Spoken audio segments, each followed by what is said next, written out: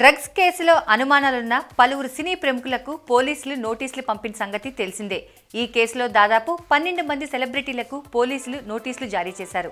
అయితే ముమైత్ ఖాన్ కు నోటీసులు అందించే క్రమంలో పోలీసులు కాస్త ఇబ్బంది పడుతున్నారు. అందుకు కారణం ఆమె ఎక్కడ ఉంటున్నారు, అడ్రస్ ఏమిటనే వివరాలు సరిగ్గా లేకపోవడమే. హైదరాబాద్లోని సోమాజిగూడలో ఒక టీచర్ ఇంటిలో ఆమె ఉంటున్నట్లు తెలియడంతో అక్కడకు పంపారు. కానీ అక్కడ ఆమె లేకపోవడంతో నోటీసు అందలేదు.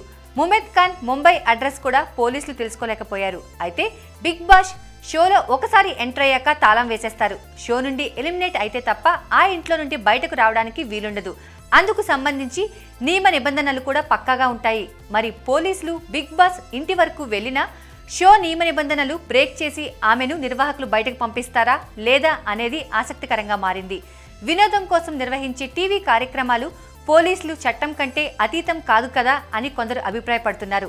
ఎట్టి పరిస్థితుల్లోనూ ముమైత్ బిగ్ బాస్ ఇంటిని వదిలి బయటకు రావాల్సి ఉంటుందనే అభిప్రాయాలు వ్యక్తమవుతున్నాయి.